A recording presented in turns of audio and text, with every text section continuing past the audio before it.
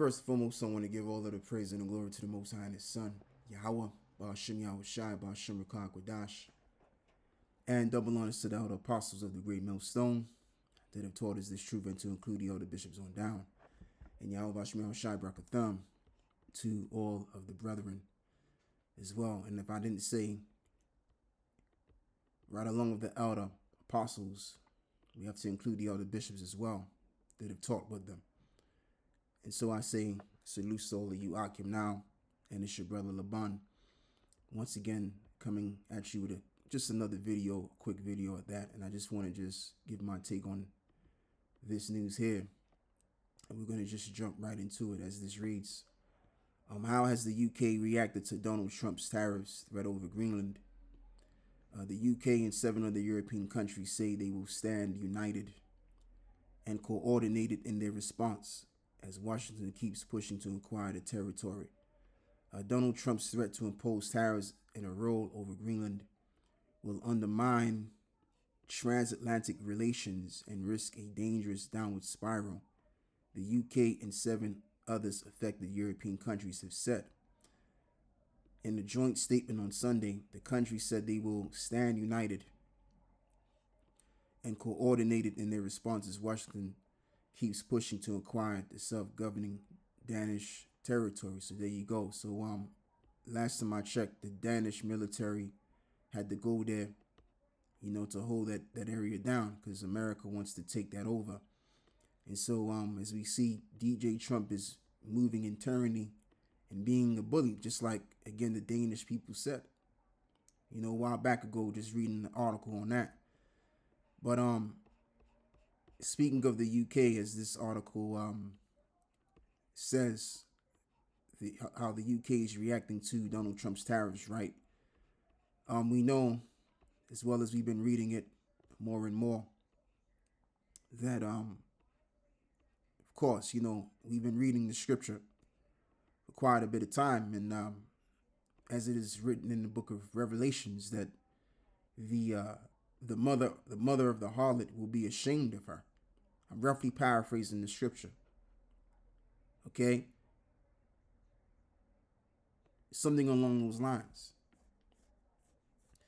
And overall, you're going to have the rest of the 10, which are the rest of the European, the European nations that are conjoined with NATO.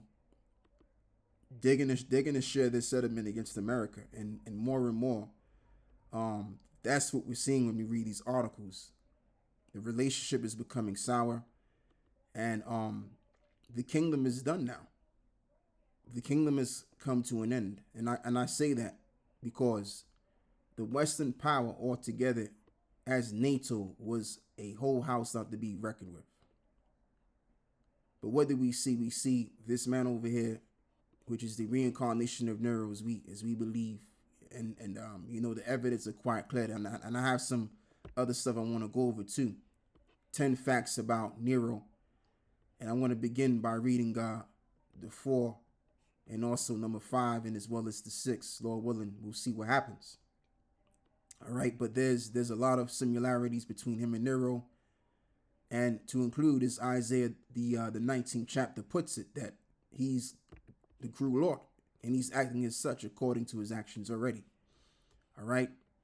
So speaking of Nero, let's get back to this and let's read into this too. And there's some points that I want to make as well. He was immensely popular during his early reign. Despite his violent reputation, Nero had an uncanny knack for knowing what action would endear him to the Roman public.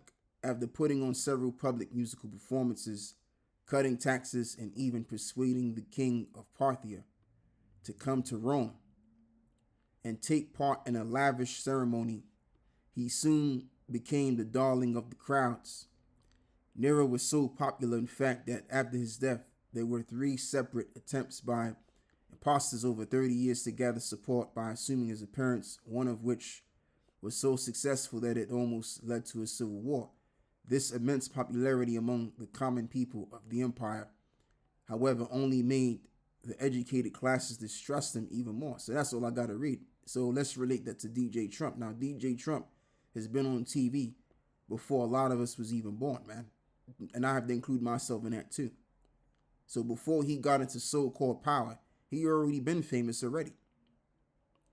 All right? He done already showed himself on the television. Commercials, you name it. You know? And so 5 says this too. He was accused of orchestrating the Great Fire of Rome in 64 AD. The Great Fire of Rome, and I believe, if I'm correct, but don't trust me when I say this though. Don't furtherly agree with me, but I believe this situation here probably led to the the Second Roman Jewish Wars. Because remember, when Esau is about to move on a particular nation, he has to villainate them first, doesn't he? Right? That's just my that's just me thinking out loud. You know? But I believe I'm right. But don't take it as truth. So as this reads, in 64 AD, the Great Fire of Rome erupted on the night of the 18th and the 19th of July. The fire started on the slope of the Envertime overlooking the Circus Maximus and ravaged the city for over 6 days. It was noted that Nero was convenient not president in Rome at the time, and most contemporary writers kind of reminds me of what's his name too, man. What's his name? President Bush at the time. President Bush, son Bush, when you had the towers which came down, right? And he just so happened to be in the school with them kids. Oh man, including Pliny and Elder, Suetonius and Cassius Dio held Nero are responsible for the fire. Tacitus, and the main ancient source for information about the fire, is the only surviving account which does not blame Nero for starting the fire, although he says he is unsure. Yeah, listen, man, Nero had something to do with that, because you know what you got nowadays? You got fact-checking history about Nero, and they're saying that he had nothing to do with it. He did have every little thing to do with that. All right, so now what I'm going to do is I'm going to relate it to this now room that we're currently in. As we've already seen already. We've seen psychological operation from psychological operation. So there's going to be a psychological operation that's going to woo the public from off their feet. Or you may have a multitude of them at the same time. And guess what? That's going to give an excuse for your powers to move up against you, having great wrath with the cruel Lord at the helm of that. All right. Isaiah 19 and verse 4, and the Egyptian will I give over into the hand of a cruel Lord. And the Egyptians are the American people, because America takes after ancient Egypt in some cases. All right.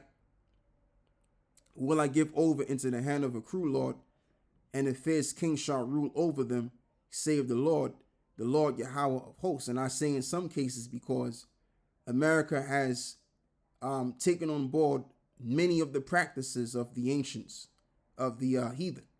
All right. That's why it's known as what? Babylon. It's known as Old Daughter of Babylon, because in Old Daughter of Babylon, they do that. And at the same time, if you want to be whatever religion you want to be, you can. You ain't going to get in trouble if you're a Muslim. You ain't going to get in. Now, people may get offended. People may offend you because you're a Muslim or whatever. But at the end of the day, there's no law stating that you can't be a Muslim or you can't be whatever religion you want to be. You could be whatever you want in America. All right. So that's why it's known as Babylon, because everything from the ancient world has come into modern times as they've been, as they brought back and fused it all together. All right. Babylon, which means confusion, and the word confusion means to mix together. So yeah, let's read this as well. Let's begin by reading what? Revelations 12. And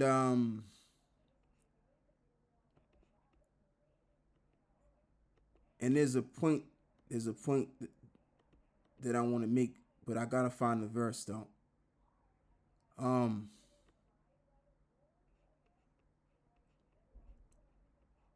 Yeah, verse 9. So as this reads over here, and the great dragon was cast out, that old serpent called the devil and Satan, which deceived the whole world, and he was cast out into the earth. And his angels were cast out with him. So I want to make this point now. A dragon, when you think of a dragon, you think of a creature that is cruel looking and also cruel anyway.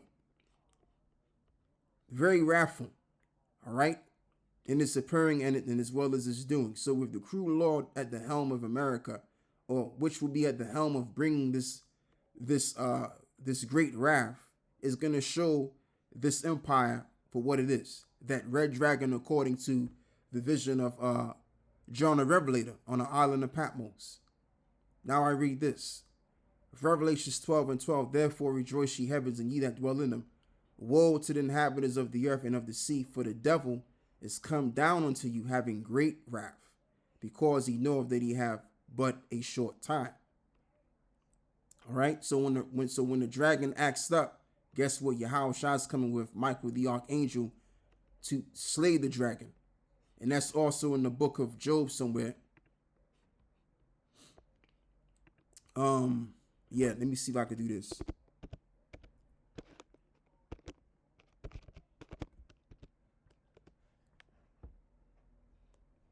Yeah. Okay. So yeah. Isaiah 27 and verse 1. In that day the Lord Yahweh with his sword and great and strong sword shall punish Leviathan, the piercing serpent, even Leviathan, that crooked serpent, and he shall slay the dragon that is in the sea. Absolutely. And that's metaphorical, because this Leviathan is right in relation, or is the same as what this reads, but as John the Revelator puts it, as the red dragon. So again, when you think of Leviathan or a dragon, which is quite similar, they're wrathful, they're cruel creatures. So again, when Esau comes with having great wrath, with cruelty, the Lord is going to come and destroy and slay the dragon with the same energy. All right. So that's all I got to say with this, man. With that, I want to give all of the praises and the glory to the Most High and His Son, Yahweh, Bahashem, Yahweh Shai, Bahashem, Rakah Kwadash, and double honors to the elder apostles of the great millstone, and to include the elder bishops on down as well, and Yahweh Shemel Shai Brakatham, and salutes to all of you Akim, as we all believe that we're of the hopeful elect of that number, which is the 144,000, and as well as the rest of the elect, whom is the 1/3 that do follow. And it's your brother Laban, and I'm out. Shalom.